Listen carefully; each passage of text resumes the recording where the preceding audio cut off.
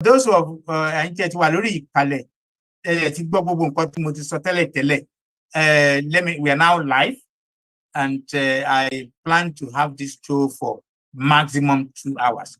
I have planned to have 1 hour with Professor Adebanji Akitoye, the national leader of Yoruba self-determination movement. For some reasons, Baba is not here yet. I use the word yet. He might still join us. But if not, that's not a problem. And that's why I said the second part will be for you, friends and family, co-campaigners, co-travelers, the journey for our quest to have Yoruba nation. Again, like I said, for me, as far as even at 76, I still don't have the doubt that Yoruba nation will come to pass. With or without me, Yoruba nation will come to pass. Because Onyu Yoruba nation, Owanu Nigeria, so I want that people know it's very chicken. So I've outlined some of the discussion we are going to have today. And part of them, like I said, is the issue of update. Yoruba Nation Day. That's the update. We can talk over that naturally. No fear, no favor, nothing. Then on the second area I want us to discuss is the pronouncements. People from the north that have come out, they are, as far as I'm concerned, we call them in political science a moderate, or in politics, they are moderate. They are now saying nobody should kill himself or herself. Nigeria. Nobody, because there's no point. So the way we are now, in Lutoba, I want to organize around that fair law. And it specifically, two of them specifically say, if the Igbo people want to go, let them go. Nobody should be killed to keep Nigeria. Please, I understand statement here. Nobody should kill himself, spend a penny, waste 1 pint of his blood to defend one Nigeria. For what then? Tabashi embarrassed. Okay, can continue. That's fine. But then it was like, we don't want it together again. Let us sit down and talk. So the third one is, what have we been doing? What do we want to do next year to support each other? So, Ejo, let me start with Alagbapata. So, it's your go. Ẹ ṣeun bàbá wa, a dúpẹ́ fún ètò yìí, a dẹ̀ dúpẹ́ fún ibi tí Yorùbá nation tó dé dúró. Lójú tèmi,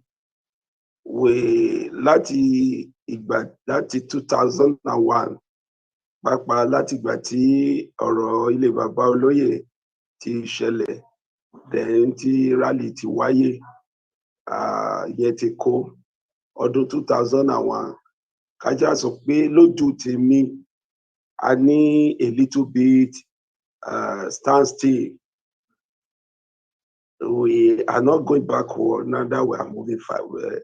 Àtẹ̀síwájú bẹ́ẹ̀ náà láàdẹ̀ lọ sẹ́yìn, àdúró lójú kan fún ìgbà yẹn, fún láti bí ọdún méjì yẹn, torí pé ó fẹ́ dàbí pé àwọn ìgbésẹ̀ kọ̀ọ̀kan tí àjọ YSDM nínú èyí tí mo wà nínú wọn tí a gbé kò fi bẹ́ẹ̀ mú èso tá à ń retí jáde dáadáa. Torí náà ọdún tó ń bọ̀ yìí ó máa wù mí kó jẹ́ ọdún ìtẹ̀síwájú dáadáa, tó jẹ́ wípé àwọn àjọ Nàìjíríà wọ́n á rí wa pé nítòótọ́ a ṣetán láti kúrò. Tó pé láti bí 2000 gbogbo 2002 2003 àwọn gbólóòtẹ́ sọ lẹ́ẹ̀kan yẹn, side attractions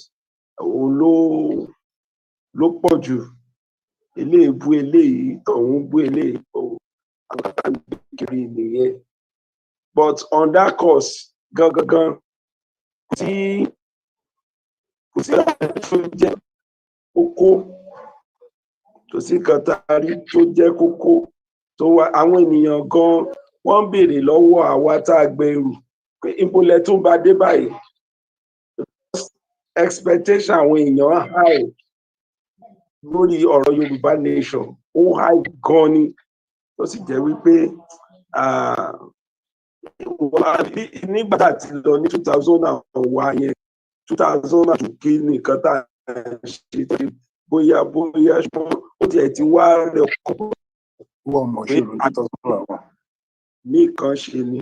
So 2024 tá a fẹ́ wọnú ẹ̀ yìí, ó wà wù mí kárí nǹkan gidi gbé ṣe, kárí nǹkan láti fa ọwọ́ ìjọba àgbáyé, àkọ́kọ́ nìyẹn. Èjì, fún ilẹ̀ Nàìjíríà táwọn kan rí pé nítòótọ́ o, àwọn eléyìí o, wọ́n ti gbáradì láti lọ. A gbọ́dọ̀ gbé ìgbésẹ̀ tó jẹ́ pé wọ́n á lè wá sí negotiation table tí oníkálukú á lè discuss bí ìbáṣepọ̀ wa pẹ̀lú Nàìjíríà bó ṣe máa rí. So gbogbo àwọn ìgbésẹ̀ yẹn ni mo ń gbà lérò, ni mo ń gbà ládùúrà pé Ọlọ́run á lè lo àjọ YSDM láti ṣe, torí pé àwọn ọ̀jọ̀gbọ́n náà ló pọ̀ níbẹ̀. Bí ta ti ń ka tí ìṣọ̀rọ̀ pòfẹ́sọ̀ mẹ́wàá, tí ìṣọ̀rọ̀ dókítà ogún, ká máa sọ graduate àti bẹ́ẹ̀ bẹ́ẹ̀ lọ. Àwọn bàbá tán dẹ̀ ti ẹlòmíràn ti wọ almost bàbá wa gan tó jẹ́ bàbá Akitoye tó jẹ́ professor is 80s, is close to 90, and adẹ̀ láwọn bàbá bẹ́ẹ̀ tán wà ní 80, 70, 60, 50 títí lórí ọ̀pọ̀ ìjókòó ọ̀jọ̀gbọ́n ni. So ọdún tó bọ̀ yìí a fẹ́ rí ìtẹ̀síwájú, a fẹ́ rí mímì, a fẹ́ rí wípé káwọn èèyàn sọ pé nítòótọ́ àwọn ènìyàn ti ṣe tán, ẹjá bá wọn sọ̀rọ̀, ẹ jẹ́ ká negotiate so that ká lè parí sí negotiate kí oníkálukú lè lọ ní ayọ̀ àti àlàáfíà. So ìyẹn jẹ́ èròǹgbà tèmi. Then lórí nǹkan tí àwọn tí wọ́n wà ní òkè ọya tí wọ́n sọ pé kẹ́nikẹ́ni má wulẹ̀ máa dára ẹ̀ láàmú, ẹni tó bá fẹ́ lọ kó lọ. Òótọ́ làwọn yẹn sọ̀rọ̀. Ohun èèyàn méjì péré láàrin ẹgbẹ̀rún èèyàn ó ṣe ti kó mọ́ tókè, torí tẹ bá wo ilẹ̀ òkè ọya, àwọn gangan ni wọ́n jẹ́ okùnfà bí orílẹ̀-èdè yìí bí ò ti ṣe tí ì pín. Kí dẹ̀ ni ó dé tí wọ́n fi jẹ́ okùnfà? Torí wípé wọ́n dúró ti ọrọ̀ ajé orílẹ̀-èdè yìí, wọ́n wọ̀ mọ́ra wọn lọ́wọ́. So gbogbo àwọn tó jẹ́ pé àwọn emir gbogbo tán fún ní oil block, tí wọ́n gbọ́n epo bó ti wù wọ́n, tí wọ́n rí dọ́là ojoojúmọ́, ṣé àwọn ẹnìkan á wá sọ níbìkan pé ẹ jẹ́ káwọn tó bá fẹ́ lọ máa lọ? Wọ́n lè ẹ́ bàgbà. Àwọn tí wọ́n gbà yẹn gan ni wọ́n ní owó tán sì ní agbára lọ́wọ́. So ohun àwọn náà ti yẹn wò, ohun àwọn tó sọ̀rọ̀ yẹn kò tiẹ̀ tí ì ká nǹkankan. Nígbà tí ó bá débi pé bíi ọba Sókótó tó bá lè máa sọrú ọ̀rọ̀ yẹn, tí ọba Kánò náà bá lè sọrú ọ̀rọ̀ yẹn, ìgbẹ́ là á mọ̀ pé nítòótọ́. Ṣùgbọ́n bí bẹ́ẹ̀ kọ́, torí 80% lọ́pọ̀ láti lọ wá, they are still together because they are making wọ́n owó tán pa ń bẹ̀ sápò ara wọn. Ní irú àwọn blọọkù yẹn, tó bá ti lè jẹ́ ọba báyìí ó ti ní blọọkù nìyẹn. So ní òkè ọya gbogbo wọn, ẹni tó bá ọba Kánò is controlling billions of dollars, torí pé ó ní oil tí wọ́n fún ọba Sókótó. So gbogbo wọn bẹ́ẹ̀, tó bá ti jẹ́ ọba ó ti ní nìyẹn, tó bá ti ṣọba kúrò ń bẹ́ẹ̀ náà nìyẹn. So ẹ rí i pé irú system táwọn ti gbé kalẹ̀ yẹn, ó máa ṣòro fún àwọn èèyàn pàtàkì ńbẹ̀ kí wọ́n máa sọ pé ẹ̀yà ìfi wọ́n lẹ̀ ẹ jẹ́ kán máa lọ o. Àwọn tí wọ́n kàwé, tí wọ́n kàn ìṣoríire lápò ara wọn, àwọn ló ń sọ̀rọ̀, kì í ṣe àwọn tó jẹ́ wípé ọ̀rọ̀ Nàìjíríà ló sọ wọ́n di ohun tí wọ́n dà tí wọ́n dẹ̀ ń jẹ tí wọ́n mu nínú ẹ̀. Àwọn yẹn ò sọ̀rọ̀ wọn tí ẹnikẹ́ni bá gbìyànjú ẹ̀ wọ́n rẹ́dì láti kó àwọn jagunjagun Fúlàní wọn láti lọ kọlu irú ẹni bẹ́ẹ̀ tàbí kán lo DSS. Mo rò pé ara nǹkan tí wọ́n fi bá olóyè Sunday Igboho jà ní pé ó fẹ́ gbóúnjẹ lẹ́nu wa ni.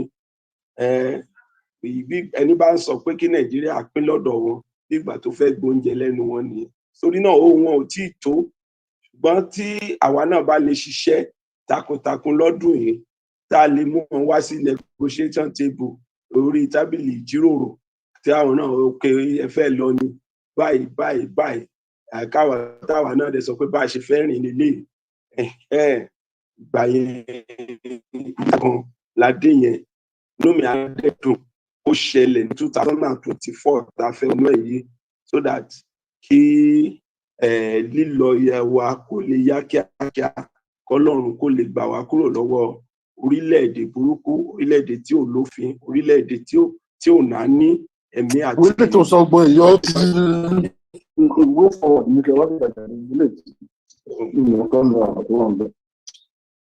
Ìyẹn jẹ́ response mi sí ti àwọn tó sọ̀rọ̀ látòkè ọ̀yà.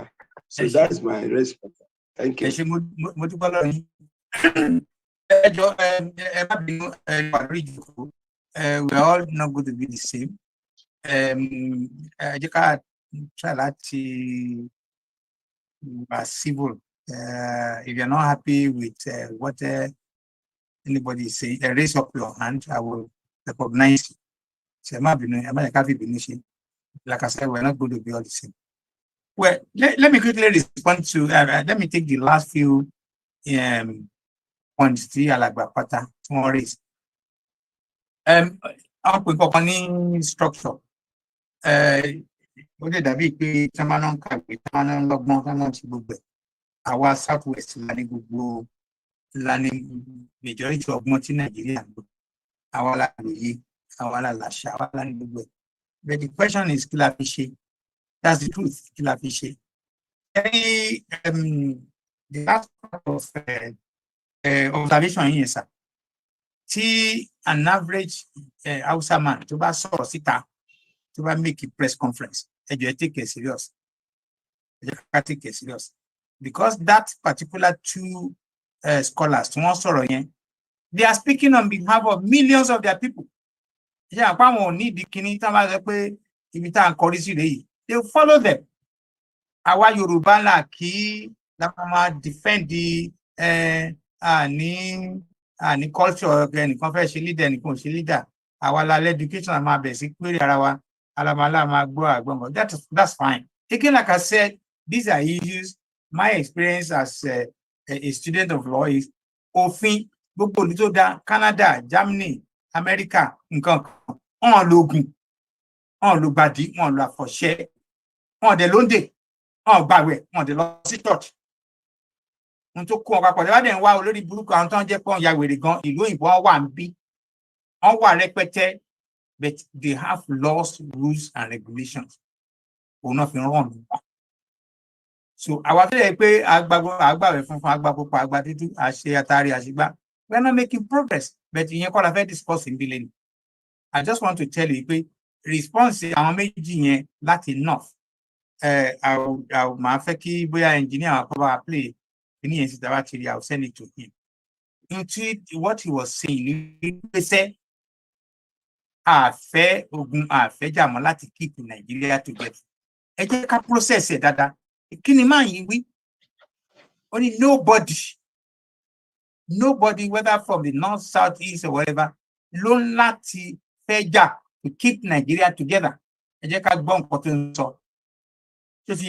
So when you hear that kind of statement,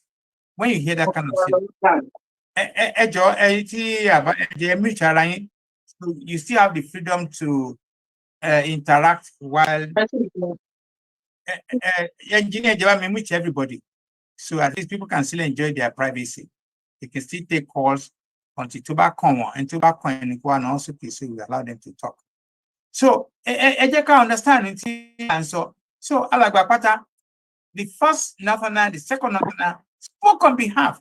Every time Abani pẹ̀lú wọn fẹ́ gbóúnjẹ wá, wọn fẹ́ gbé nǹkan kan wá láti north, méjì tí àlà tí spokesperson bá sọ̀rọ̀, abẹ́gẹ́.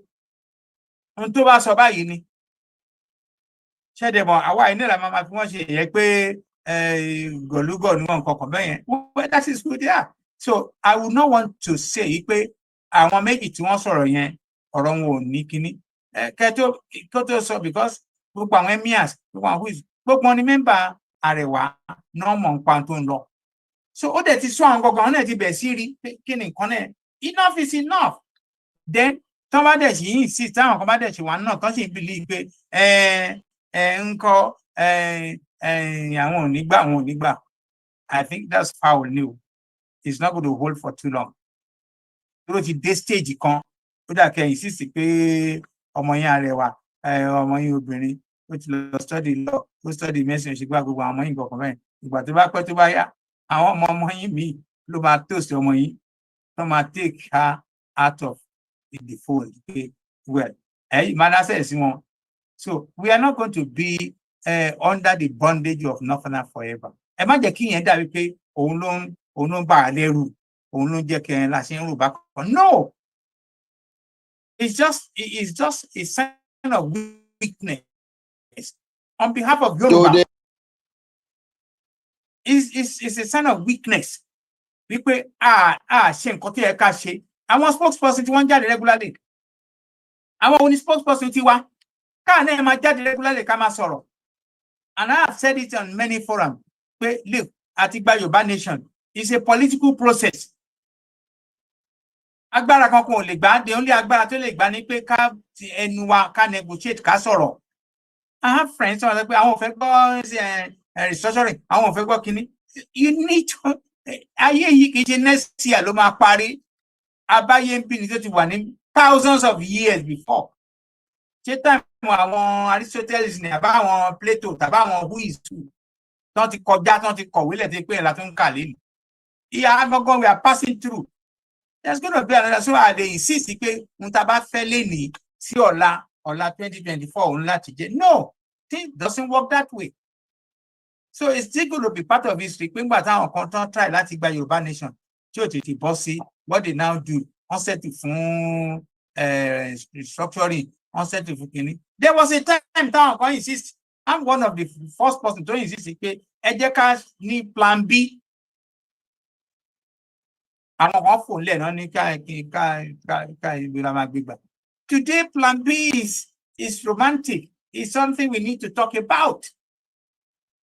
That we have a Yoruba president does not mean pé it should stop us. Ó ń ṣe tàwa náà ń ṣe tiwa. Because I mean as a matter of fact, the more bàbá ṣe put it romantically sí sensibly robustly sí òǹkàn ló máa ń pè wẹ́lò òótọ́ màá ní tí wàá kó ń bí gbò mú lọ Ìrágbèjì mú lọ ní o Lagos mú lọ ní o Ògùn mú fẹ́ lọ ní gbọ̀kan. I'm going to benefit out of it too.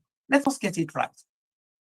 So mo rò pé àgbà kan fẹ́ sọ̀rọ̀ tẹ́lẹ̀ iPhone ṣé ẹ fẹ́ do you want to contribute? I don't want to call anybody tí wàá fẹ́ sọ̀rọ̀ but if anybody wants to say something please again raise your hand then we call you. Then while I'm that, I want to recognize gbogbo ẹni tí wà lórí ìjókòó. I mean, most of you are my colleagues and my friends and brothers nínú ìrìnàjò yìí. Olúwakúgbò Adélẹ̀ rèé àwọn aláti rí epo sí mọ́tò and láti make sure pé a ní reserve tire and láti make sure pé àwọn kọ̀ọ̀kan wà tá à ń láti ṣe.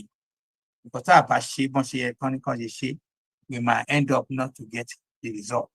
So yẹn ni Yorùbá sọ pé tàbá sì ń ju kíní kan sókè láyé mọ iye ọ̀nà ibi pẹlẹbẹrẹ yìí máa bọ́ sí. We need to change the modalities. Our model operandi have to change. Our level of thinking have to change. A lè sì pé ẹ̀rí forum kan ẹ tẹ́ bá sọ ọkọ tó bá báyìí no, it doesn't work that way. It has to be Yorùbá or nothing. It has to be this or nothing. It doesn't work that way. We need to have collection of ideas. We need to have a large forum of different way of doing things. it is in that process that Mabesi achieve his success. So let me recognize Oba Obuni Palai. You're welcome to this session 2000, the last show with Otunbahoo latest. Oba Obuni, you have the floor. Mo kí gbogbo ẹ̀yin bàbá mi ẹ ti wà nínú ilé ẹ ti ń sọ̀rọ̀ unfortunately tí mo pẹ́ díẹ̀ tó wọlé torí mo ṣe wo orí WhatsApp ni mo rí pé meeting kan ń lọ lọ́wọ́ despite the fact pé kò sí time níbẹ̀ I just have to come in nítorí pé bàbá mi HOO mo máa ń gbádùn ọ̀rọ̀ wọn púpọ̀ mo dúpẹ́ fún yín ẹ kú ìfẹ́ ọmọ ènìyàn ṣe fún ilẹ̀ Yorùbá. We like to come up on some issues. Mo kí gbogbo ẹ̀yin bàbá mi náà tẹ́ wà nínú ilé ẹ má bínú ẹ jọ̀ọ́. Tí ọ̀rọ̀ bá ti wà lọ́kàn mi tí ó bá ti gbé mi lọ́kàn tí n fẹ́ jẹ́ kó escape mind mi ni ó jẹ́ kí n sáré fẹ́ sọ̀rọ̀ mi ò ṣàfojúdi o mo kí gbogbo wa. Ẹ ṣeun sà. Nígbà tí bàbá mi ń sọ̀rọ̀ ni mo wọlé ìyẹn àwọn bàbá mi kan tí something your kind ni mo wọlé àpáta ìgbà yẹn ni mo wọlé mo dẹ̀ gbọ́ gbogbo ohun tí wọ́n sọ tí ẹ dẹ̀ fèsì sí pàápàá jù lọ lórí àwọn tó bá sọ̀rọ̀ bẹ́ẹ̀ ni sà yes sà ohun tí ẹ ń sọ òdodo ni ẹ wá make mention of one thing wípé gbogbo àwọn ìlú tó lágbára tí wọ́n ń ṣe dáadáa kì í ṣe àdúrà kì í ṣe oògùn bẹ́ẹ̀ ni sà àwọn ìlú tá à ń sọ yìí wọ́n ń ṣe òfin wọ́n ń tẹ̀lé òfin wọn. Bàbá mi sà ẹ má gbàgbé pé ìlú tí àwa wà yóò ní òfin so wọn ò lè ever tẹ̀lé òfin tó bá yẹ kófin la fẹ́ insist lé láti gba orílẹ̀-èdè wa. I quite agree with you pé gbogbo nǹkan kan ni àdúrà ń ṣe because tá a bá ń ṣe àdúrà tá a fi ṣe tẹ̀lé ó máa ní problem fún wa that's number one. Number two ìlú tá a wà yìí wọ́n mọ̀ yìí pé tí àwọn èèyàn ò bá lẹ́dúkéṣọ̀n àti kọjú àwọn tàbí àti jẹun àti mu ó máa nira so the first thing tí wọ́n kọ́ ṣe ni pé wọ́n kọ́ dojú education fún wa. Ó wá yẹ kí ẹ̀yin bàbá mi kẹrò pé púpọ̀ nú àwa tá à ń agitate yìí tí ìṣerú yín àbírú mi àwọn tó ń jà púpọ̀ tán agitate púpọ̀ wọn ní education kankan. Tá bá bi wọ́n pé what are the visions àbí mission wọn tí wọ́n fi ń jà the only thing they will tell you is àṣà àfẹ́ Nàìjíríà mọ́ ní orílẹ̀-èdè wa la fẹ́ lórílẹ̀-èdè wa yẹn tá a bá ní kí ni vision wọn they don't know because they are less privileged let me use that word mi fẹ́ lo illiterate less privileged. Èmi rò pé ó yẹ ká ti kọ́kọ́ ṣe nǹkan kan tó jẹ́ pé mo máa fi educate irú àwọn yẹn gbogbo wa la identify wọn lórí platform wa tá a wà kò sọ tó wá lóhùn ò mọ̀ lórí platform ẹ̀ pé àwọn èèyàn báyìí àtèèyàn báyìí àtèèyàn báyìí àtèèyàn báyìí àtèèyàn báyìí àtèèyàn báyìí wọn ò lè education. Ẹni tí ò lè education ṣóhun la fẹ́ sọ ìtàn bàbá wa Awólọ́wọ̀ fún tó fẹ́ kà á tí ò dé ń ṣe nílànà Yorùbá la fi kọ́ tó fẹ́ gbọ́ yé. Ẹni tí ò lè education ṣóhun ló fẹ́ mọ ti constitution Nàìjíríà ìlú tá a wà yìí tí ò dáa tó fi fẹ́ sọ ìdílé tó fi jẹ́ pé most of àwọn èèyàn púpọ̀ support wa wọ́n ṣe pé wọn ò mọ̀ pé yà ń jẹ wá ní Nàìjíríà but they don't know our vision. A lot of people still believe pé ilẹ̀ Yorùbá wa yìí tá a bá gbà á fẹ́ sọ àwọn ẹdẹlẹ́bọ ni. So púpọ̀ nù Mùsùlùmí Kìrìsìtẹ́nì àwọn gan yẹra pé tẹ́ bá ti darapọ̀ mọ́ Yorùbá nation tẹ́ bá débẹ̀ tán Ògún àtèṣù ló máa ní kẹ́ máa fi búra o which is not so. Kí ni ohun tí àwọn àgbàlagbà ti ṣe láti educate àwọn èèyàn wa that is number one. Number two poverty nígbà míì ó máa ń dí ojú àwọn èèyàn ẹni tí ò jẹun kánú tá a ní kó sọ̀rọ̀ síta tó dé ẹni kan tó fẹ́ ṣe láàánú let me use an example in my own word ní Sùúrùlérè tẹ́mi dàgbà sí Honorable Fẹ́mi Gbàjàbíàmílà ó há mọ́tò fáwọn kan láìpẹ́ yìí he is no more in House of Rep ó ti di chief of staff ó wá fa èèyàn lẹ̀ pé ẹni tóun fẹ́ kó wà ń bẹ̀rẹ̀ àwọn èèyàn wà antagonize ẹ̀ pé rárá ìwọ ti lò 20 something years o tún fàyàn lẹ̀ àwọn tó antagonize ẹ̀yẹ ó mọ̀ pé bí ń pa wọ́n kò fún wọn lẹ́dúkéṣọ̀n ó wá ra jíìpù fún gbogbo wọn. Nígbà tó dijọ́ kejì àwọn èèyàn yí ọ̀rọ̀ padà ohun tí bàbá wa Fẹ́mi Gbàjàbíàmílà sọ òun la máa tẹ̀lé o.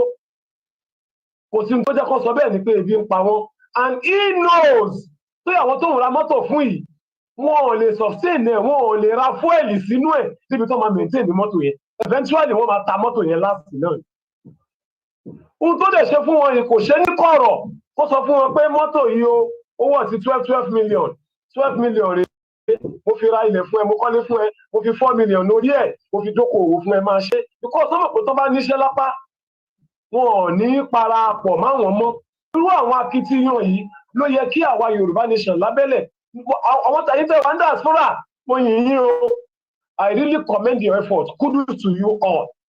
Nítorí pé ẹ ti fall sọ́wọ́ àwọn kan tó jó ní jìbìtì tí wọn ò lódodo, tí ò ṣe pé wọ́n ní ọkàn lóòótọ́ láti darapọ̀ mọ́lẹ̀ Yorùbá àmọ́ nítorí ebi. Ọ̀tẹ̀ yìí bàbá náà lè sọ fún wa pé tẹ́bí bá kúrò nínú ìṣẹ́bùṣe. Ẹ jọ̀ọ́ ẹ bá wa ṣe these two things. Kí la fẹ́ ṣe? Ta fi fẹ́ educate àwọn èèyàn wa. A ní káwọn èèyàn máa lọ sínú ọjà, kán máa lọ sọ̀rọ̀. Inú ọjà tó ń lọ yẹ bí ń pa wọ́n. Àwọn màmá wa tí ò gbọ́ òyìnbó, tá a dẹ̀ fẹ́ convince wọn pẹ̀lú tá à ń sọ ìdí tá a fi lè gbà. Èèyàn mélòó nú àwọn èèyàn wa ló wà educated? Tá a lè sọ fún pé lọ ṣe kínní tóun náà máa ṣe tó máa rí ọ̀rọ̀ sọ. Èèyàn mélòó la ti train? Ìlú Nàìjíríà tá a wà yìí, èmi personally inú mi dùn púpọ̀ nínú yín mọ̀ mí, ẹ mọ̀ tí mo go through. Kí ló jẹ́ kí Fẹ́mi Gbàjàbíàmílà go against me? Torí pé mo rí flag Yorùbá nation 2 years ago sí Shita roundabout lọ fi ayé assassin wà mí káàkiri, but I don't care. Nítorí pé kì í ṣe pé ìyà ń jẹ èmi personally, no, but irú ìyà tó jẹ àwa tó jẹ ẹ̀yin bàbá wa tẹ́ wà labroad, ó ní ìran mẹ́ta kì í tòṣì ni. If you continue this way, I will continue to support the politicians in Nigeria. Ṣé ìran mẹ́jọ wa ò ní tòṣì? A dúpẹ́ fún yín pé gbogbo yín ti ń sáré sìn lórí ọ̀rọ̀ fáàmù lọ́tún fáàmù lọ́sí. Yes, we are giving us solution. But fáàmù tá à ń sọ yìí, ṣé àwa mẹ́mbà náà lè máa tà fún àbí gbogbo èèyàn? Tó bá jẹ́ gbogbo èèyàn ni àwọn politicians tá à ń sọ̀rọ̀ wọn yìí náà ẹ tún máa tà fáwọn náà. Wọ́n á tún máa rà nú ẹ̀, àwọn á tún máa gbé jáde fáwọn tí wọ́n pé àwa politicians ń tà fún yín rè. So gbogbo nǹkan yìí ló yẹ ká strategize lórí ẹ̀. Education is very, very important. Ogun ṣiṣẹ́ o, bàbá mi, many of us may not have believe in it. Tí ò bá sógun wọn ti pa èmi yìí, wọ́n yìnbọn dákú níjọ́ tó wọ́n yá assassins mi, kó tó declare mi wanted ní February ọdún yìí. But to God be the glory. Nígbà tá a bá wọn kò débì kan, táwọn àwọn Yorùbá world media, táwọn náà bẹ̀rẹ̀ ariwo, tó declare Fẹ́mi náà wanted. Ó di pọ́n mi wálẹ̀, wọ́n bẹ̀rẹ̀ sí ní pè kí ni mo ṣe lẹ fẹ́ pa mí, ṣé dandan ni kí n ṣe pátì yìí ni? I've been in your party for years. I did not see any benefit. But ebi ń pa àwọn èèyàn wa, wọn ò dẹ̀ ní ẹ̀kọ́. These are the two problems we are still having. Ṣé bá lọ báwọn èèyàn tẹ́ lọ sọ fún wọn sìn, wọ́n á ní kí lẹ ní fún wa, ebi ń pa wá. Àbọ̀mí nìyẹn o, thank you very much. Mo ṣe wọn yẹn, bàbá mi for opportunity tẹ fún mi o, thank you. Mo dúpẹ́ lọ yín sà, God bless you. Ní sọ̀rọ̀ tán gẹ́gẹ́ mo ṣe sọ ẹjọ́ orí kan tí mo fẹ́ kẹ́ ṣe fún wa last date of 2023 is a thing of joy for me to have group of eminent people put together to want to discuss kí ni a fi the last 12 months kí la fi ṣe then kí la fẹ́ lè tún gbé ṣe the next few hours before we join kó ló wa kó mú ọjọ́ náà dúró fún gbogbo wa. It's a program that was dedicated to have an interview with Professor Adebanji Akitoye, the national leader of Yoruba self-determination. Unfortunately, for some reason, again, like I said, I'm repeating it just for people to understand. Even though I've planned to have it in 2 sessions, one for him, direct interaction with him. Then the second section is what I'm now combining to have all the time And I still want to wait as long as it's still possible to welcome more people to join us. So then we can also take advantage of what is going on and about Nigeria and Yoruba campaign. And also matters arising in the last 12 months. Anything anybody we will talk about it. I'm sure the number of people still present here, we have a say, we have a contribution to make. So now, let me now respond to Babawa Alagbawa, Oba Ogboni Balaye, Ekushelu, Koni Suwa, Koni Rewa. It's a joint effort. Yes, no doubt about it. Atimoransi to Jemeta. And far back when it was these 49 people that were molested, were abused, and dragged in the process of wanting to fight for the right of national leader. Now, you made a lot of pronouncements, very, very powerful, and I want to agree with you. Maybe just my own approach, the way I handle my presentation might not be very popular, might be a little bit not conventional. All I've said, Nipe, I want you to succeed. China, ti en kọ́lé sórí ilẹ̀ mọ́ sìn, China ti kọ́lé ó ti sú wọn. Abẹ́ omi ni wọ́n ń kọ́lé tó ń ralẹ̀ tó ń ṣe gbogbo ẹ̀sìn sìn. Abẹ́lẹ̀ lòtẹ́ẹ̀lì ní gbogbo nǹkan wọn náà ń ṣe sí. Even tí a bá ṣe lóṣó ń sìn, ó bẹ́tà kó lọ sí kó lọ sábẹ́ omi tó bá ti búùkù kínní. So all I said ni pé, sir, gbogbo olú tó soríire tí wọ́n succeed. Wọ́n fi gbogbo ibi tí ẹ̀kọ́ factory mọ́ni máa ṣàbọ́tán máa ṣàwo. On fish church. It's not it's not a boo, it's not like I'm not religious, does not mean no. I'm just trying to make a figurative expression. I want you to succeed on and I want to support you in what you said. I read a lot on internet and whatever. There's one pastor, boya directly or indirectly,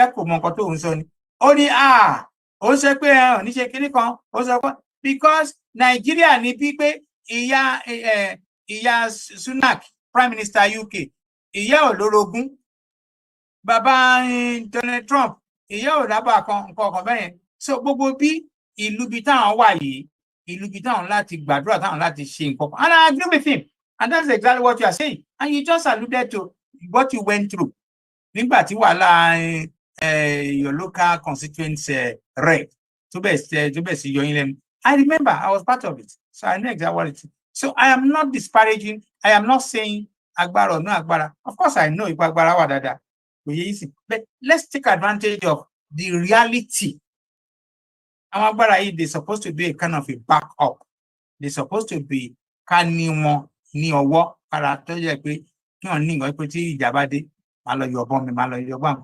that's all I said. And I genuinely want to appreciate you, sir, with your contribution. Again, I want more people to raise up their hand to contribute whatever they want to say, whatever they think we should discuss, that we should have done, what you think is still very important in Nigeria. And for all our campaigners, I want to appreciate all of you. I happen to be in the middle of media frenzy at the time. And I do not, I'm an enemy. No, I don't make enemies because at 70s, you pay me if anybody can. Anybody can be me, no possible. Anybody can say they can do whatever they like. You buy on job. So because what you go to buy a jalati depo ni don't binu, go to a tetili relay, so I love everybody. I want to work with everybody. I want to be part of this campaign to the end, the last minute. And when I stood up and said,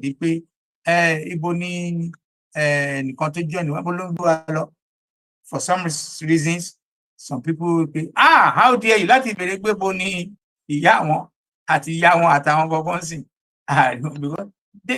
they were come I think they were building, they were just because there's nothing. Because the process when it first happened, collection 5 million. Again, I was very skeptical because I still remember part of what I read in the university, law and political science. So I have a rough idea of how things work. And I said it again. I want to repeat here again. Yoruba nation, Amagba, we need to work sensibly. It's just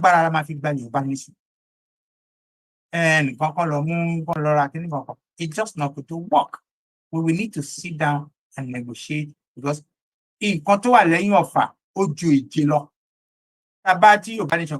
maintaining a country, a nation, is not a cheap business. It is not a cheap business. Yoruba nation, our country,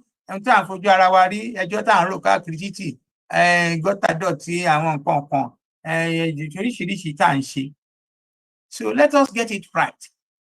And finally, one of the most important parts, that is very, very, very, very key, about Ogboni, so only awareness. Baba, awareness. Again, with the level of the electorate, the level of an ordinary person to ní London, ní Germany, tó mọ̀ àwọn ẹlòmíì tí wọ́n ka gbogbo ìwé wọn mọ̀. Ẹ̀rí tí wọ́n máa strike, tí wọ́n máa ti gbá, tí wọ́n máa ṣàwó, wọn ní láti ṣe léṣe. So awareness, and that's why I want to appreciate some of us. We have one or two or couple of us who have spent their time in the Yoruba Nation campaign. Don't take it time to put together materials, equipment to facilitate awareness. It is the awareness here that I like. And as long as they are not pursuing a proper awareness business, we are not getting nowhere. So when Alagba Pata said and awareness, see, àwọn mọ́là tí wọ́n ní ní ẹ má jẹ́ ká tanra wa, àwa la lè kọ́, àwa la lè kà, àwa la lè ṣe kiri pẹ̀lú ẹ̀ náà wọ́n sì ń gbá wa ń gàn, wọ́n sì mú wa ń gàn náà. That is the truth. Èmi ò mọ mọ́là kan tí ó wà lÉkòó, bẹ́ẹ̀ bá rí kan ẹjọ́ kẹyà fọ́tò ẹ̀kẹ́ fi ránṣẹ́ sí mi tí ò ní rédíò. Ẹ jẹ́ ká bára sòótọ́ ọ̀rọ̀ náà. Mi ò mọ mọ́là kan jẹ́ pé òun ló máa iṣẹ́ tó ń ṣe fún wa ní Nàìjíríà òjì, òun ni Megad, òun ni Mìtẹ́lọ̀, òun ni Mìtọ́lẹ̀tì, òun ni nǹkan kan bẹ́ẹ̀. Tó mọ̀ àmọ́, because when it comes to national patriotism, nationalism kankan, àwọn ni àwọn ò ní pẹ̀lú gbogbo education ta ní. So, mo appreciate about Ogboni. Awareness is key, and we need it. And we need it. And that's why I'm using this opportunity again to say this to my fellow travelers in the area of media. Get your act together. Know what you are saying. Ẹjọ́ Muslim, ẹjọ́ ẹnìkan gbàyàwó ẹnìkan, ẹjọ́ ẹnìkan ṣe kíní kan, kò ní kankan ṣe. And like Baba Ogboni said, an average Yoruba man kò mọ nǹkan pè ní Yoruba nation, kò mọ̀. Ọ̀sẹ̀ ẹjọ́ kíní kan ní so mo dẹ̀ sometime kan in a forum pé tán bá tiẹ̀ fún wa ní ẹgbà kan là ń lọ́gun referendum. Tán bá tiẹ̀ fún wa ní referendum gangan. Referendum has only 2 questions. Yes or no. Yes or no. Ṣé ẹ fẹ́ fi Nàìjíríà lẹ̀ àbí ẹ ìfẹ́ dúró? Tán bá gbé question lé wa. And what it is ni pé government Nigeria, this is part of the awareness tó yẹ pé kẹjọ ẹ bá wa pín ètò yìí, ẹ bá wa sọ fáwọn èèyàn. Kò tí yé yín sìn. Hopefully tá bá ṣe tán àwọn tán ráyè wọ́n sì lè listen. Tí wọ́n bá fún wa ní Yorùbá tí wọ́n ṣe kàn gbé referendum gangan wá, the possibility pé group yìí àwa tá à ń wá Yorùbá nation a lè má win ẹ̀, because do not forget pé kódà democracy ni motto ni motto kan fi ń drive Nigeria.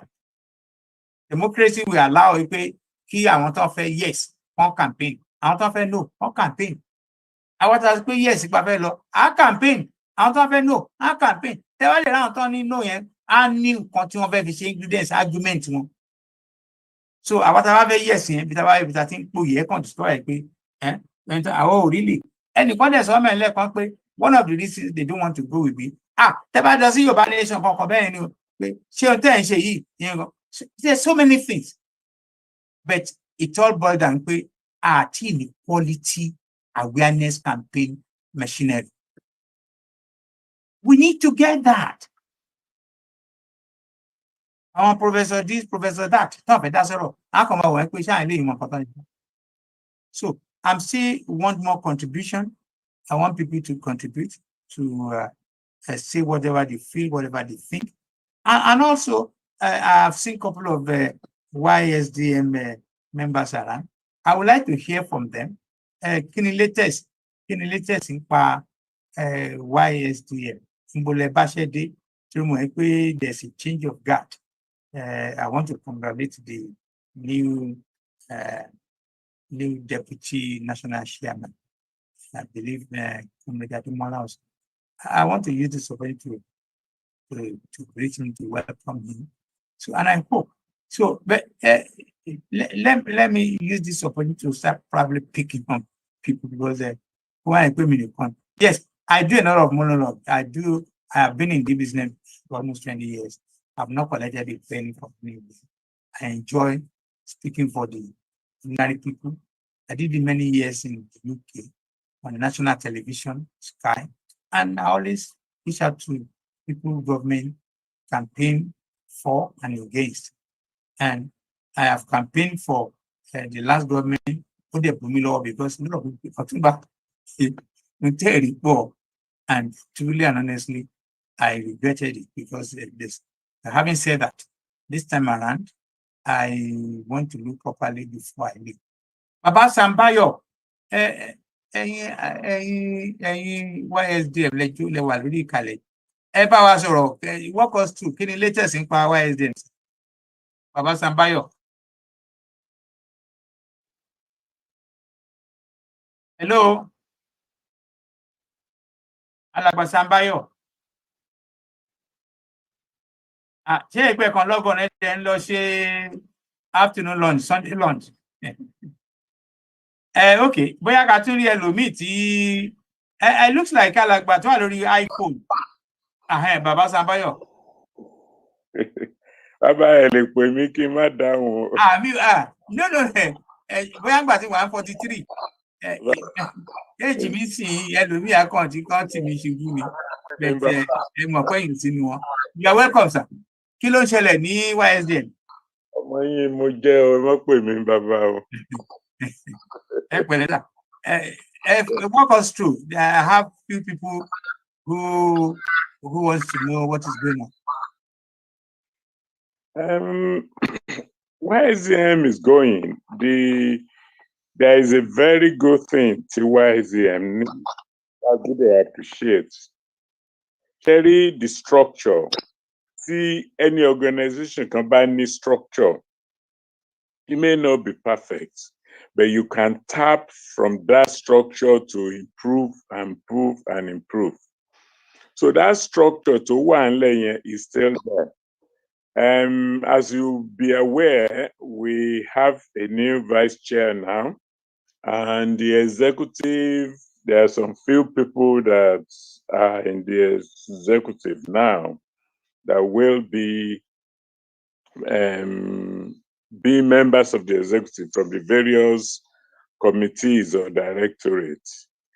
All in all, there are a lot of hope where we will do much better than we did. The first 2 years, we've had issues, which is normal. Having issues is to praise those who are bold enough to take steps and make mistakes. People who don't make mistakes are those who don't do anything. So we've had it. We need to move on and see how we can make ourselves know much better. Gbogbo yẹn ló wà important. But all in all, to answer your question, Baba, I'm very happy with the structure TYZM ni, which is like, for instance, the articles of association that we are using, the system of taking in money out, in and out, the system of whereby if there are issues and contacts, we have expert committees. We don't just have anybody that will just do anything. So àwọn yẹn la ní láti perfect and make them do more work in it, so that gbogbo nǹkan tẹ́ ń sọ yìí, if there is need to be bóyá newsletter ni o, or kí náà pé having news be called press, news press, and all kind of things, or taking some steps láti rí pé effect YZM ó grand nílé. Those are the things that we are looking into. So, Jerry, ẹ sọ̀rọ̀ nípa option B and all kind of things. Is the way people are báwọn yẹn ṣe ń read meaning to it ni. The option B can still be in no option at all in so many ways, but it's still there. But it's not called that name. People see it as tabani I go for restructuring. Some people feel it's either we go for this or don't, because we're not sure about go for restructuring, then how are we going to move from there to something else? Àwọn tó ń gba òmìnira all over the world kò ń ṣe one narrow road nìkan ni wọ́n ń lò, but they are not seen. There are unseen acts. Tó jẹ́ pé bírú tẹ́ bá wo bí Israel ṣe gba òmìnira wọn, wọ́n ní àwọn kan tó ń ṣiṣẹ́ lábẹ́lẹ̀ tó ń wà ní American government tí wọ́n dẹ̀ ń ṣiṣẹ́ fún kíní òmìnira Israel. Pé àwọn ló ń facilitate. I read how they got it ní mò ń sọ yìí, so I have a bit of knowledge about it. So àwọn nǹkan bẹ́ẹ̀ gbúdọ̀ wà. Kò ń ṣe gbogbo ẹ̀ ló máa wà in the limelight. Gbogbo nǹkan bẹ́ẹ̀ gbúdọ̀ wà tó jẹ́ pé sympathizers but are in positions. The Irish way of doing their things is another way. Téèyàn lè learn one or two things here and there. I gbọ́dọ̀ spread tentacles wa. That's what I'm trying to say. I gbọ́dọ̀ spread tentacles wa. Nínú ẹ̀, maybe it's what you call option B, or telomi call but rather than call it that option, the spreading the tentacles. So some faces are known. However, there'll be others that are doing other things. So all in all, I think Taba strengthen YZM, because Guala ni YZM. Taba strengthen YZM, it will be for our favor. We cannot sit on the fence and say kí ni wọ́n ń ṣe, kíni kan wọ́n ń ṣe. Àwọn tó wà níbẹ̀, they are not more Yoruba than any of us. Even Baba Akitoye is not more Yoruba than any of us. But Baba rí i pé Òun ò lè wà kí nǹkan báyìí máa ṣẹlẹ̀ pẹ̀lú talent tóun ní kó má dẹ̀ lò fún nǹkan kan. Baba has little to benefit in freedom of Yoruba land than me. Àwọn tó tún younger sẹ́mi, they have more to benefit. The older you are, the less benefit you getting. So, but if people are making efforts, ẹ má jẹ́ á máa, destroy them, knowing fully well we can do better. So, you talked about collaboration, ká má máa dẹnu àbùkù lura wa, ká fọwọ́sowọ́pọ̀, they are very important. So, everybody tó bá jẹ́ Yorùbá has equal strength to do. You have somewhere, there's something you can do. If you are not a lawyer, if you are not a doctor, there must be something you can do. It's not about profession. It's not about, there must be something you can do. So, more so, níparí ọ̀rọ̀ mi, òun ni pé some of the things YZM looking into is get the effect of YZM nílé is very important. A ti kúrò lórí ipe òkè abẹ̀rẹ̀ YZM, ìbẹ̀rẹ̀ ti kúrò ńbẹ̀. Now we are moving on. Bẹ́ẹ̀ kò ń ṣe, ẹ má jẹ́ á sit on the fence and say, how are they doing it? Kí wọ́n ṣe báyìí, kí wọ́n ṣe báyìí. Advice by. We all have equal hands, in it. Ẹ ṣé. Ẹ ṣeun, bàbá. Mo dúpẹ́ lọ́wọ́ yín sà. I want to welcome those who are just joining. It's an open forum, it's an open show. The last day of 2023, it's a show that was designed to interact with the national leader of the Yoruba nation. Unfortunately, I'm sorry, I have cold. That's why I've been speaking, sipping water. Now, you also made a very vital observations, and I'm happy you're able to respond. At least I know you are one of the branches of, if not even part of the root of the Yoruba self-determination movement forum. And I want to acknowledge you. I want to appreciate you. You are my friend. Now, I hear you.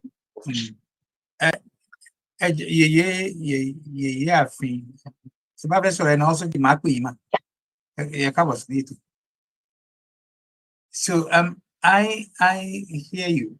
But what I'm still saying, we cannot do it all. It's not a one size. We have different ideas, and that's why I want to say, well said, that the ideas could Paris become. Ideas is universal, it's big, it's massive. Once you bring an idea, the only idea and to develop it. You will have to continue to develop it.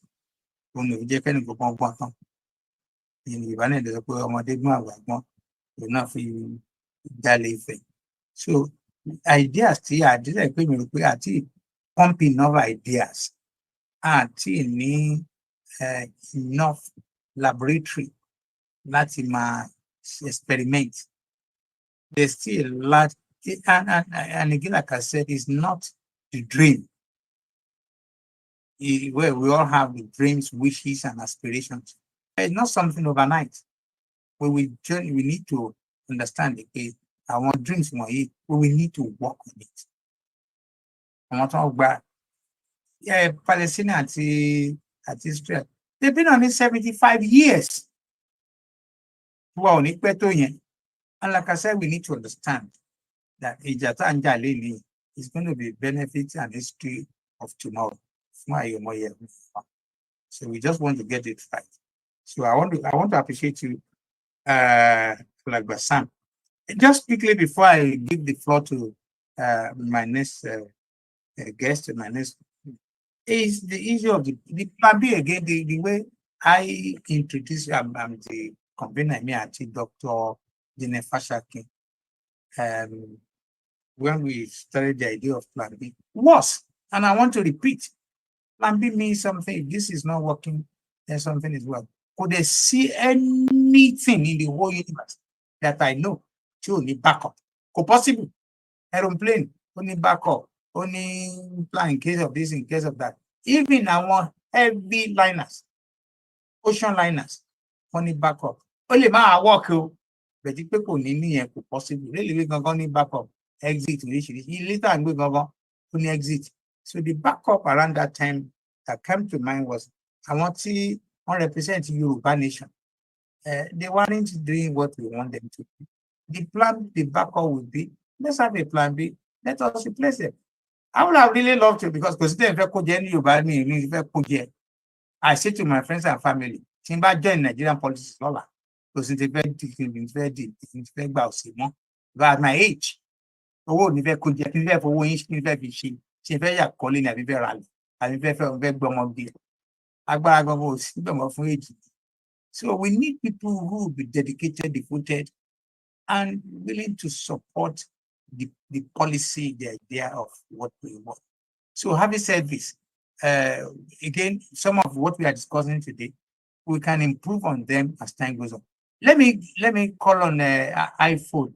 I want to appreciate people who are joining us. Thank you very much. Do us a favor as you are coming in. Share, like, love, and say to people, who now is for some members. Hello, sir. Line. So I like my iPhone. Hello, sir. Yes, sir. Yeah, Ayo Bakuntin lorúkọ mi jẹ́. Ayo, kílẹ̀ pé sir? Ayo Bakuntin. Bakuntin, okay. Type it. Okay, doesn't matter. Go on and ẹ̀yin ló kàn. Yeah. Ẹ ṣé àdúpẹ́. Ṣé rí, mo rí pé àwọn tó ń ṣe ìlú kò ń ṣe gbogbo èèyàn ló ń ṣe ìlú, minority ló ń ṣe ìlú. The last speakers àti wọn tó ti sọ̀rọ̀, I really appreciate them. Wọ́n fún wa ní ọ̀rọ̀ live jẹ́ pé ẹ̀fọ́ shops wà fún wọn. Wọ́n tún kọ́ pé kò fẹ́ kí I realize wípé. Ẹ sọ̀rọ̀ sókè sà, ẹgbẹ́ ẹni síbi tí ká. Yes, sir. Àwọn tí nǹkan tó kọ̀ fẹ́ kí ṣe tí ń gbọ́ sà. A ti ń gbọ́ sí. Yes. Ṣé rí exposure a need láti fún gbogbo ọmọ kéékèèké nítorí pé àwọn àgbàlagbà gangan tó jẹ́ bàbá àti màmá wa tí wọ́n ti wà ní gọ́ọ̀mẹ̀ntì wọ́n dẹ̀ mọ nǹkan tí wọ́n ń gè níbẹ̀. Àwọn gangan ni problem tí a ní ní Nàìjíríà. Àwọn gangan ni wọn ò fẹ́ kí Yorùbá nation kó wá sí láyé. Ṣé rí gbogbo àwọn tẹ́ pé wọ́n ti ja civil war rí nígbà yẹn tó wà ní position tó wá realize pé wọ́n ti civil war yẹn fún wọn ní exposure. Àwọn dẹ̀nọ́dẹ̀ wà ní opportunity láti máa determine what we have today in Nigeria. Irú eléyìí tí wọ́n sọ pé àwọn kan wọn ò kàwé, àwọn tí wọn ò kàwé tí wọn ò mọ̀wé níwọ̀nba bí oṣù bíi 3 sí 4 tí ìjọba tuntun dé, ojú wọn ti là àti gbọ́ oríṣiríṣi látọ̀dọ̀ wọn.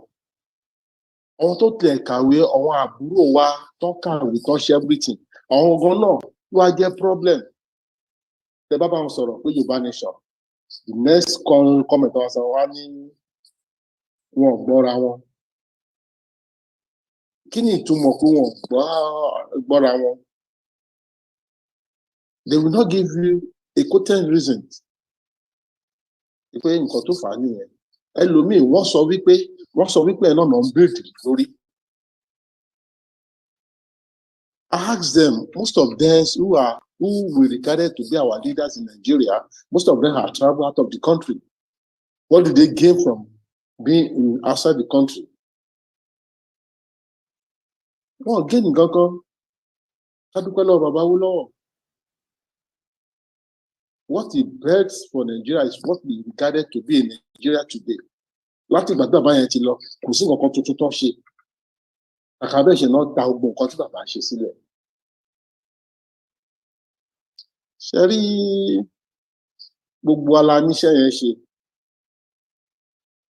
Bàbá Akitoye, as old as that old man, gbogbo àwọn àgbàlagbà kankan tí a ní lágbolé, kí ni role tí wọ́n play? Lẹ́yìn bàbá yẹn ṣe lé ẹ̀kọ́ fún bàbá yẹn ní national honour, national award, because mi tí rí bàbá tó dàbí bàbá yẹn lẹ́yìn ìtàwùlọ̀ ti lọ. Ṣé rí gbogbo ẹ̀yẹ ká máa bá àwọn ọmọ wa sọ̀rọ̀, ká máa fún wọn ní lecture, ká máa bá wọn sọ̀rọ̀, ká máa fún wọn ní lecture. Àwọn Haúsá, ibi instructions kan bá fún wọn ló máa ń tẹ̀lé. The two parties tí wọ́n dìde tí wọ́n sọ̀rọ̀, they are speaking on behalf of the majority in the northern part. Yes, correct. Àwa àwọn ọmọ wa kàkà kí wọ́n dìde, ọ̀tọ̀ ni nǹkan tó lọ máa jà fún. An average Yoruba person want to become a billionaire. Then, And wọ́n dẹ̀ ti wá ojú wọn ti wá jansin. Wọ́n ti gbà yí pé àwọn olóṣèlú yìí nǹkan tí wọ́n ń rí jẹ́ ń bẹ̀ wọ́n ń dà jansin. Tẹ́ bá interview anybody from home for the past 3 months now, ṣe náà ń pariwo tó ń pariwo ìgbádàkodò owó tá a ti fowó ránṣẹ́ ó dé stage mo tẹ̀ sọ pé mi wá yé yín ẹ̀yin ìgbà tá à ń sọ fún yín gbà yín náà ní Yorùbá ló kàn ìwà ló kàn ẹjọ́ ló máa jẹ́ ẹjọ́ ìbò lè ní gbogbo yín. But ọ̀rọ̀ yẹn ṣẹ̀ṣẹ̀ ń yé wọn díẹ̀ sí i. Tí gbogbo wa bá lè jáde níjọ́ kan náà ní East State ní South West ká jáde ká jókòó pé gbogbo ọ̀rọ̀ lọ wọ́n ṣàn jáde ní àsìkò ọdún gbogbo ká jókòó ká má gbà kí mọ́tò kankan jáde kúrò ládùúgbò wa. Àwọn youth gangan ni o torí àwọn ní ọgán lọ́ni bíṣọ̀ kò ń ṣe orí àwọn àti dàgbà díẹ̀ sí kò ṣàwádìí tí a ti dàgbà díẹ̀ ní Yorùbá nation wà. Àwọn ọmọ wa àwọn tó kéré sí wa people from 40 downwards náà lè lọ pé yes àwọn ọgbọ́n ní Yorùbá nation wà fún not 60 plus. Àwọn gbogbo ni ká bá sọ̀rọ̀ lẹ́ẹ̀kọ̀ọ̀kan ká bá wọn sọ̀rọ̀ lẹ́ẹ̀kọ̀ọ̀kan. Ṣèbí gbogbo àwọn olóṣèlú ìmọ̀ bó ṣe ń lo àwọn boys àwọn ọmọ school gbogbo wọn tí wọ́n fi wọ́n ṣe court tí wọ́n ń dá wàhálà kiri wọ́n bá dá wàhálà sí irú Chagam ní nǹkan bíi over a month ago sí nígbà tí wọ́n strike láàrin ìṣẹ́jú márùn tó bá bẹ̀rẹ̀ ṣe ọba ẹ̀ rí i pé everywhere ma silence kò sí olówó kan tó máa bọ́ síta kò sí ẹnìkan tó máa bọ́ síta bẹ́ẹ̀ náà ló lè ṣẹlẹ̀ tó bá fẹ́ kí nation wa kó come very very quickly kí ká dúró sí ojú títì gbogbo Yorùbá nation ká dúró sójú títì kò sí nǹkan tó máa kò sí mímu wọn á pè wá àdé ṣàlàyé nǹkan tó ń ṣe wá gbogbo Europe anywhere tí peaceful kìíní ṣẹlẹ̀ ó sì pé àwọn náà ní kìíní lórí wọn ní but wọn ní kìíní kan tí mo kàn máa tó ń yà mí lẹ́nu pé they have human feelings wọn mọ̀ pé ẹ̀jẹ̀ yìí ó ń ràn káàkiri nǹkan tó wọn bá ṣe fún A náà ló yẹ kó ṣe fún B that is why pé peace ṣe ń reign lọ́dọ̀ wọn àwọn tí wọ́n tàn wá religion tó ń ṣe gbogbo ẹ̀ kí la gain pẹ̀lú religion náà fi ń da àárín Yorùbá nation pé àwọn ẹlẹ́bọ ni wọ́n ẹ̀ má dá wọn lóhùn even pàápàá the most so-called Muslims wọ́n deceive wọn the so-called Christians wọ́n deceive wọn kí ló dé China èdè wọn náà sọ religion wọn ṣàṣe religion wọn tó ṣe èdè wọn náà fi kọ́ táà náà bá dúró tiwa táà náà fi èdè wa ká fi kọ Bible ká fi èdè wa ká fi kọ Quran ayé gbogbo ọmọ wa ẹ̀sìn yẹn pàápàá ayé wọn. My submission to you, Ọlọ́run gbàdúrà sir. Yes sir. I appreciate you. Thank you sir. I cannot agree more than all what you said. Contribution in it is part of what we need.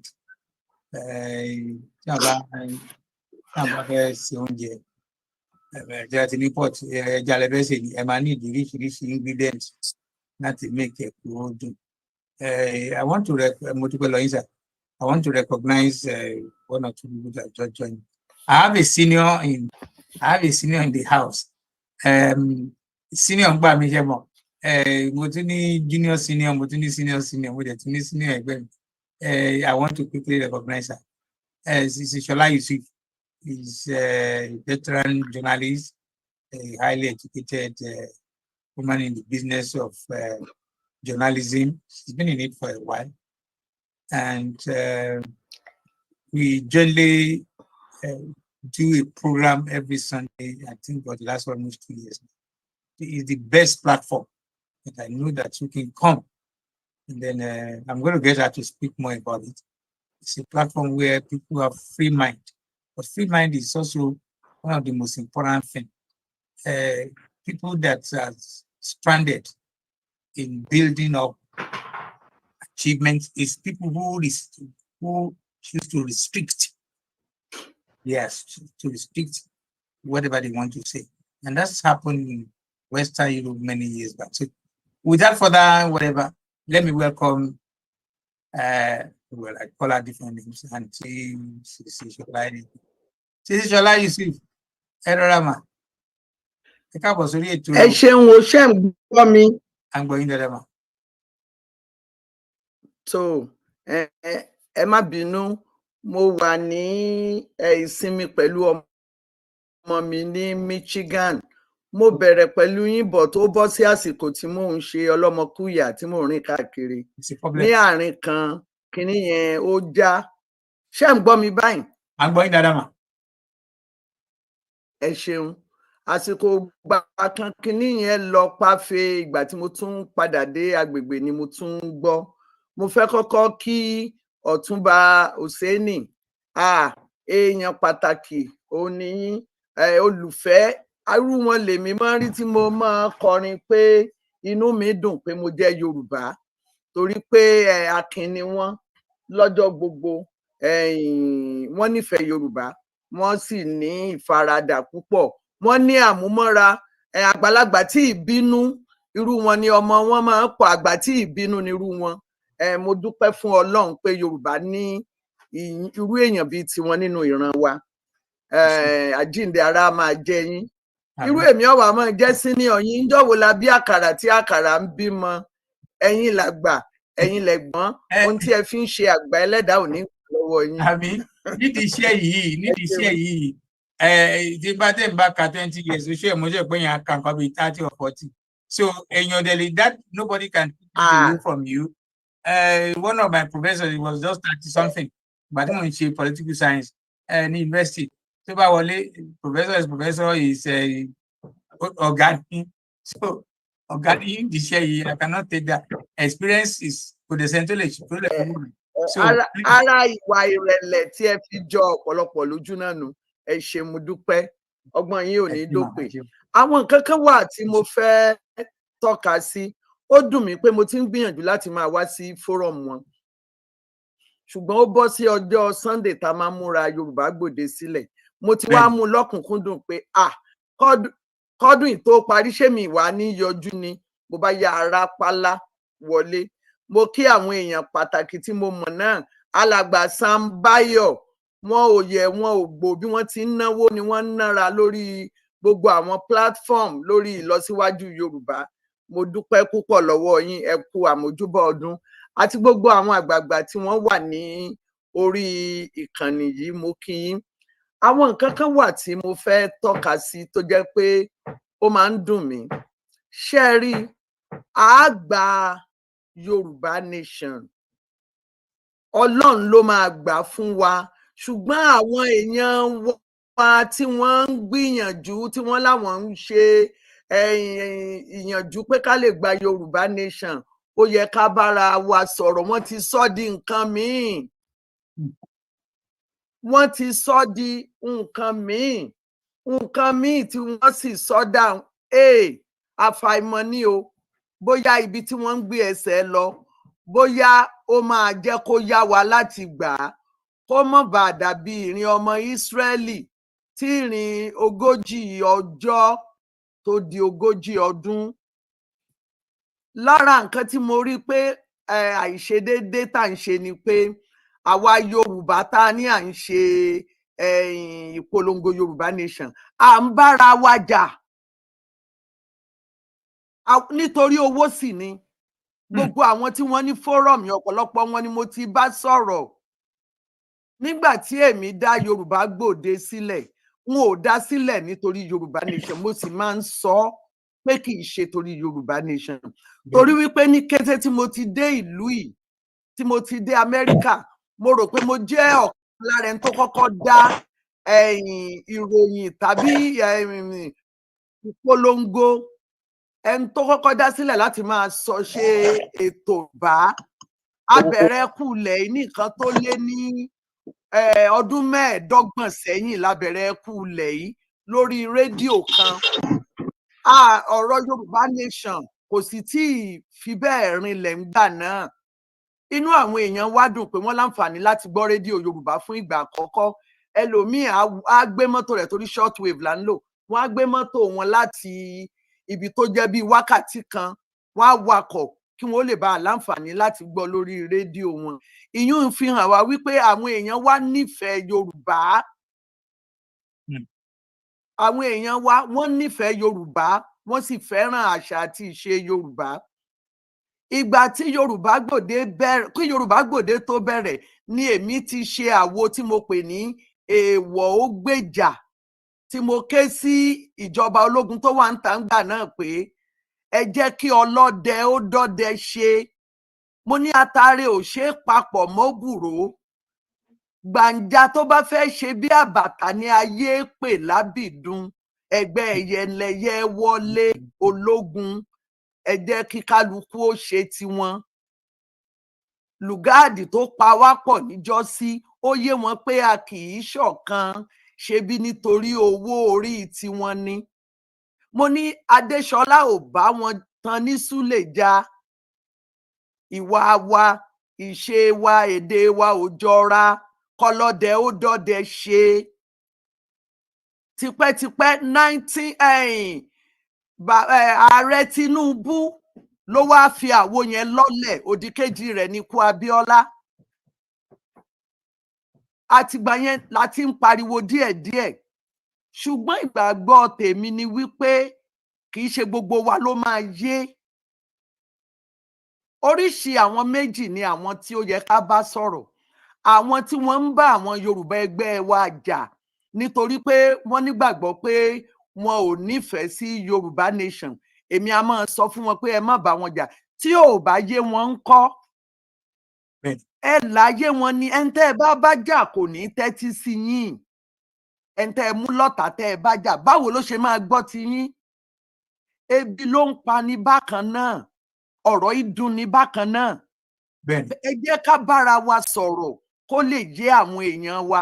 Àwọn kan nu àwọn ẹgbẹ́ kan nu àwọn míì tún wà tó jẹ́ wípé wọn ò kì í ṣe pé kò yé wọn. Àwọn náà láwọn ń polongo Yorùbá nation ṣùgbọ́n nítorí pé kán lè bá rí èrò lẹ́yìn wọn wọ́n á bẹ̀rẹ̀ sí ní búra wọn. Wọ́n á máa bára wọn jà kí la gbé kí la jù. Agbára tá a fi ń bára wa jà ṣe bí agbára tó yẹ ká papọ̀ ká fi ṣe Yorùbá nation ni. Nígbà tá a bá wá ń bára wa jà ní ìsìn nígbà tá a bá wá ní Yorùbá nation tán báwo ni wọn ò ṣe ní fowó tàn wá ká máa yọ idà síra wa ọmọ ìyá. Ẹ jẹ́ á máa báwọn èèyàn sọ̀rọ̀ kò tọ́ ká máa bára wa jà. Ká pa agbára pọ̀ ká sọ di ọ̀tun ká fi gba n tó yẹ ká gbà n tó yẹ tó wa lọ́wọ́. Ẹ bá rẹ́ni tí ò yé bóyá kò yé wọn ni. Mo mọ ẹnìkan tó bínú kúrò lórí Yorùbá Gbòde, ó ní a máa lé àwọn tí wọ́n sọ̀rọ̀ Yorùbá nation. Mo sì ti rí ọ̀pọ̀lọpọ̀ àwọn tí wọ́n sọ lónìí tí wọ́n ń padà wá sọ, wọ́n sọ lánàá wọ́n ti wá ń sọ lónìí ní ìsìn pé kò yé àwọn. Ṣùgbọ́n nígbà tí lágbájá ń sọ̀rọ̀ lórí Yorùbá Gbòde tàbí tó ń sọ̀rọ̀ lórí prógrámù Ọ̀túnba, àwọn wá rí ọgbọ́n kan bẹ̀. Ẹ jọ̀ọ́ nítorí ọlọ́ẹ̀já máa báwọn èèyàn wa sọ̀rọ̀, ẹ má jẹ́ abára wa jà. Agbára tá a bá fi ń bára wa jà ó máa sọ wá dọ̀lẹ, àní lè fi jìjàgbara. Ìjìjàgbara ló yẹ wá. A dẹ̀ máa gbà á, ṣùgbọ́n n tá a fi lè gbà á ni pé ká parapọ̀, ká ṣọ̀kan, ká ṣera wa ní òṣùṣù ọwọ̀. Ìkan nínú àwọn àlùfáà mùsùlùmí ó mú òṣùṣù ọwọ̀ sílẹ̀, ó wá gbé lé àwọn ọmọ ẹ̀ lọ́wọ́, ó ní kí wọ́n yọ ní kọ̀ọ̀kan, kí wọ́n bẹ̀rẹ̀ sí ní kan. Láìpẹ́ wọ́n kan gbogbo òṣùṣù ọwọ̀ yẹn tán. Ó tún wá mú òṣùṣù ọwọ̀ míì sílẹ̀, ó ní kí wọ́n ó ṣe, kí wọ́n ó má yọ ní kọ̀ọ̀kan. Wọn ò rí iṣẹ́, wọn ò rí tẹ̀ gan, wọn ò lè tẹ̀. Ó ní pé ká ṣera wa ní òṣùṣù ọwọ̀, ká má sì ṣe jàgídíjàgan. Gbogbo àwọn àgbààgbà wa tí ò yé wọn náà, ẹ má jẹ́ á fi wọ́n ṣépè. Ọlọ́run ló ní kó yé àwa. Ẹ mọ̀ pé àgbà ò kọ́gbọ́n. Bẹ́ẹ̀ni. A ní àwọn àgbààgbà tí ò yé. Ẹ má jẹ́ á bú wọn, ẹ má jẹ́ á bá wọn jà. Ẹ jẹ́ ká máa sọ fún wọn ibi tí à ń lọ, torí ọmọdé ó lè ní nǹkan tí àgbà ò ní, torí pé ayé lajú ní ìsìn. Mo kí gbogbo wa pé a kú ìpalẹ̀mọ́ ọdún. Mo sì kí bàbá Ọ̀túnba Òsénì, ọgbọ́n yín ò ní di òpè. Ẹ ṣé, mo dúpẹ́ mà. Àbọ̀ mi rèé, ẹ ṣé o, ẹ kú iṣẹ́ ìlú. Gẹ́gẹ́ bí mo ṣe sọ, ẹni tá bàbá lábà ni bàbá Kòmídì, bàjẹ́ bàbá sẹ́yìntì, tí bàbá bá yàn lábà òun náà ni bàbá. Abayín di iṣẹ́ yìí ni ẹ máa rí. God bless you, mo appreciate yín mà. Ọ̀rọ̀ náà ni a ti gbọ́ lẹ́nu wa yìí. And I want to appreciate, I'm coming to you, Baba Alàgbà Babátúndé. Alekuwodo àbí ṣé mo pè dáadáa? Ẹ̀yin ló kàn. So meet ara yín, ẹ bá dá sí ọ̀rọ̀ tó wà nílẹ̀. Kẹ́ mo ṣe sọ, it's a show that makes me happy. Where I get my strength is when I'm talking with people. That has always been like that the last 30 years since I switched over to journalism and so on and so forth. I've always enjoyed it. I also choose to be in the middle. I mean, I'm a center person. Mi ò ní fi hàn, mi ìdẹ̀rẹ́ láti ṣe láburú tàbí kápá pẹ̀lú anybody. Anytime when you go, so I love everybody. Thank you very much. Mo kí gbogbo àwọn àgbàlagbà wa tí wọ́n wà ní àti àwọn bàbá wa àti àwọn màmá wa tó wà lórí ìkàlẹ̀. Ẹ ṣé gan ni. Fún àfikún àwọn nǹkan tí àwọn bàbá wa ti sọ nígbà tí program yìí ti bẹ̀rẹ̀. Wípé ọgbọ́n òpin síbì kan. N tí èmi rí sí ọ̀rọ̀ yẹn ni pé from many fora, èyí tí wọ́n sọ ni wípé àwa tí a wà nílé ó yẹ wípé kí a máa awareness, and if you look at it for the past year, awareness. I can tell you categorically nísìnyí pé there is no Yoruba person, be it in diaspora, be it at home, tí wọ́n tí gbọ́ nípa Yoruba nation tactically. Nítorí pé Yoruba nation is not something tó ṣẹ̀ṣẹ̀ bẹ̀rẹ̀. Ó ti bẹ̀rẹ̀ láti ọdún gbọ́n káwa tiẹ̀ tó gbọ́ sí. So awareness yẹn ni ó jẹ́ kí àwa yìí náà ká gbọ́ sí. Èmi nígbàgbọ́ pé chief àwọn náà wọ́n dá sí. Àwọn ni wọ́n wá jẹ́ kí ó wá bú dáadáa tí gbogbo wa fi gbárùkù tì. Ṣùgbọ́n bá ṣe sọ pé ọgbọ́n òpin síbì kan, n tí èmi lérò ni pé n tó kàn sẹ́yìn òun ni pé tẹ́ bá wo àwọn ọmọ Ìgbò, wọ́n ti ṣe nǹkan kan. N tí wọ́n dẹ̀ ṣe ni pé àwọn tí ń ṣí tactically government outside Nigeria. Wọ́n ti ṣí embassy, either recognize or unrecognize. So energy àwọn èèyàn wa tí wọ́n wà ní diaspora, it needed to be ipe kí wọ́n channel ẹ̀, kí àwọn náà work together somehow, káwọn náà ní embassy ní diaspora. Kò sí tí ò possible. Ibi tí bàbá Banji wà yẹn, àwọn bàbá tọ̀wọ̀tọ̀ tí mo fi dárúkọ, wọ́n lè ṣe bẹ́ẹ̀ ní headquarter. Then statically it's an headquarter already, but wọ́n ṣe in a way tó máa wà open. Tí o ṣe bọ́ ṣe structure yẹn máa yí padà.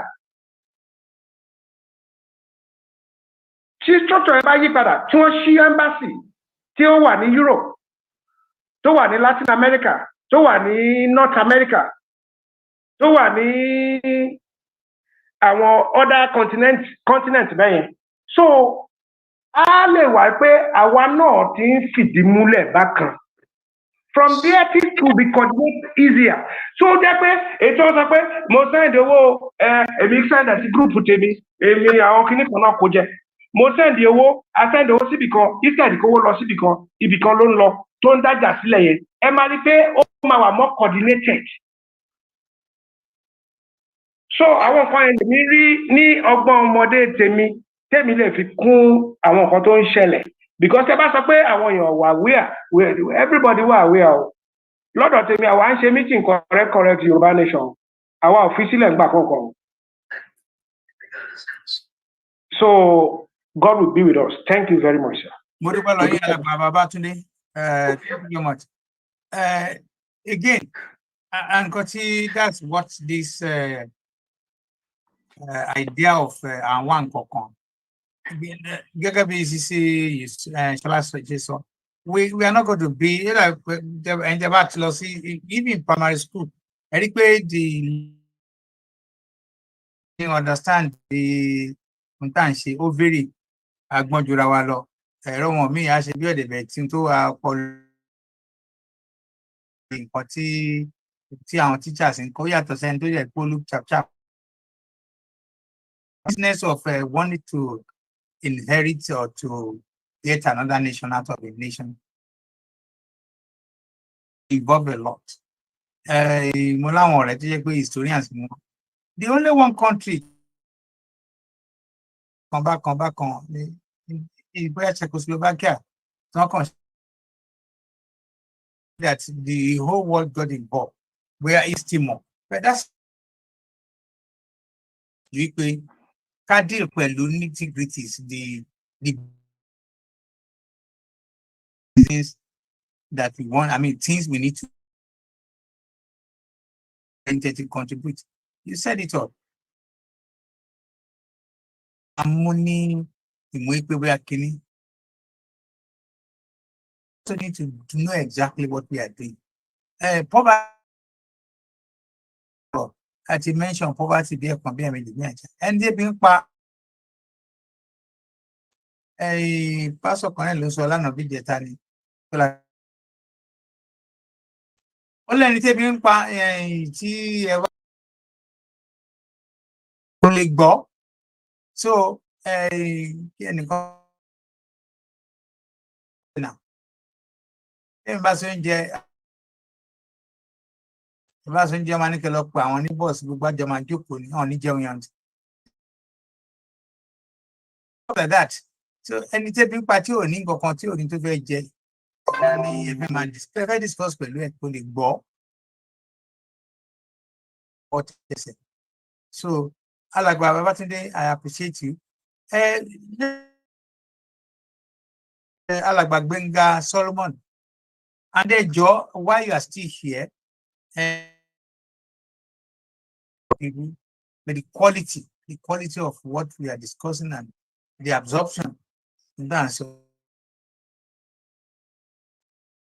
to get one or two other people to join too. Maybe in what she felt Alàgbà Gbénga bring almost 100%. That would be ọkùnrin Gbénga. Kò sí orúkọ tí àwọn obìnrin gbogbo kì í jẹ́ ìsìn yìí. Ọlọ́run dẹ̀ ṣe fẹ́ nìyẹn. Gbẹ̀ngà Solomon ẹ̀yin ló kàn ẹ bá dá sí ẹ bá.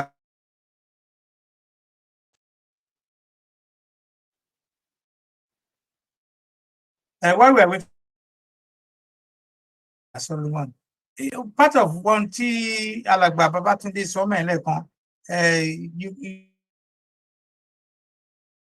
Igbos àwọn Biafra tí wọ́n make that's fine, it looks good because my own thing, as long as they don't bring in and they don't be violent, because violence will beget violence.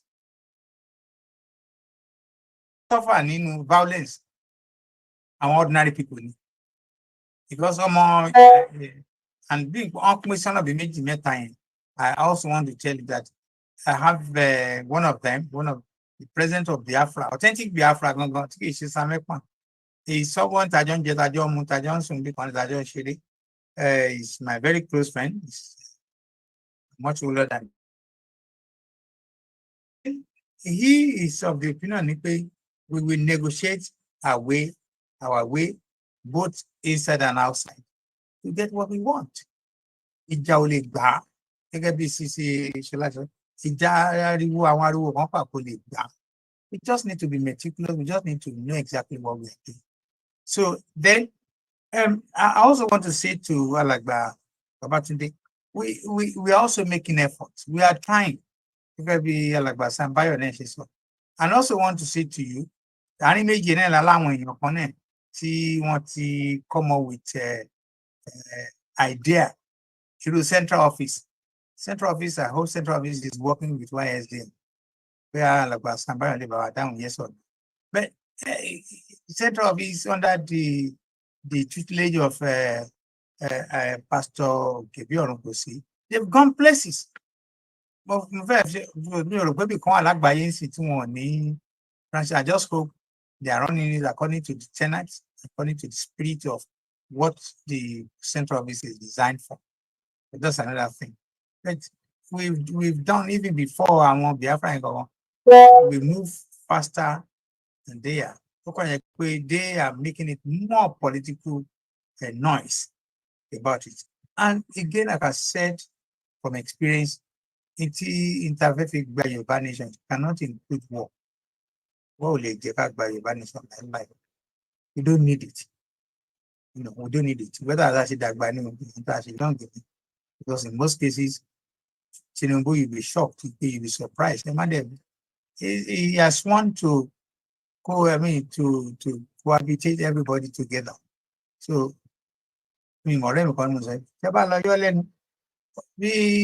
Obasanjo ṣe level Odi. Only level Abeokuta, nothing will happen. So that's why we need to avoid our explosive statement and explosive things. Present in Nigeria. As long as you do it constructively, objectively, no problem. But am I he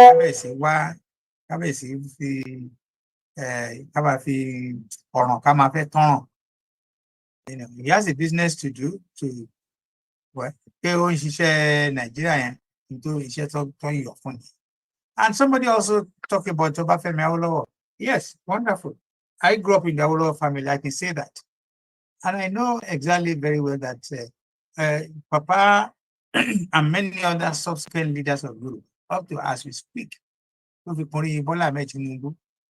of them has said it has to be Yoruba nation or nothing. See, Baba Awolowo will have gotten down.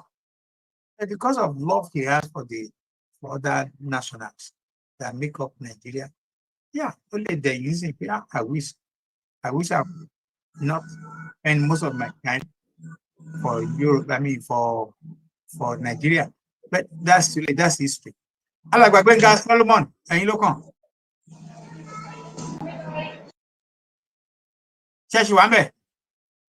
All right. You can imagine it's having challenges. Seasonal bother me gan. Seasonal affective disorder. Okay. Bọ́bá ti dínú winter ló máa kùn mí. Tí 5 bá ti lò nú winter òun kùn mí ni. Yeah. You are still a young old. Kí wá ni? You are still a very pretty young old woman. You're going home. Tí ọ̀pá ń tì. So, Alàgbà Gbénga Solomon. So, tí n bá wá lọ bẹ́ẹ̀dì ní òkè máa wá push. Alàgbà Gbénga Solomon. Are you there? Okay. Let me call on one of our young attendees here today. He's prominent, he's highly talented, highly informed. Yeah, I've always tell him that he's a multi-millionaire in his own right. Because he has not only the tools, he has the skill, not the visually, but he has chosen to use the time, energy, and his resources to continue the campaign for Yoruba actualization. So, Lamid Akanbi, Yagbo Yaji, what do you want to contribute to? Say something to us.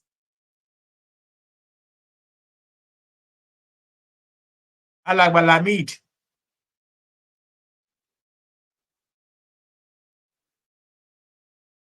Lamid.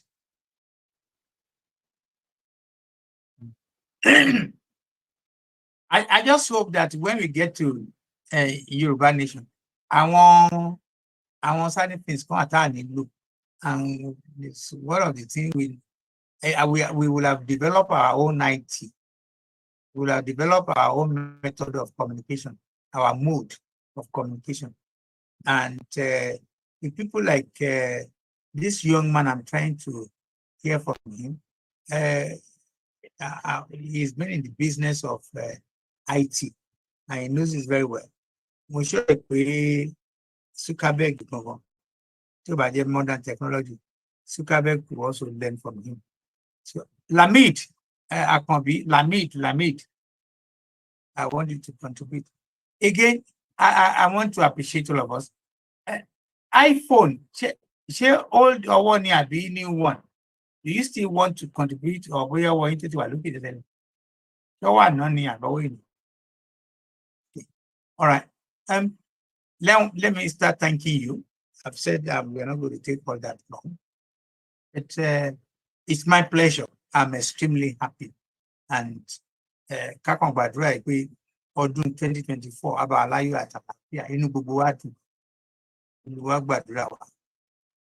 Adáwa náà sí, so we need to be part of it.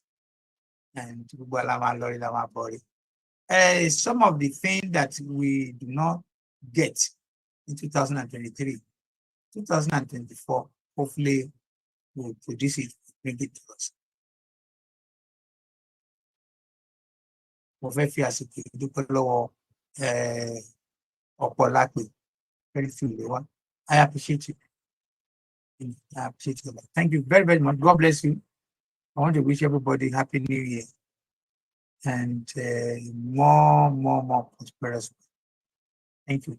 So I will have to bring the show to an end, because at least we've been on it for some time now.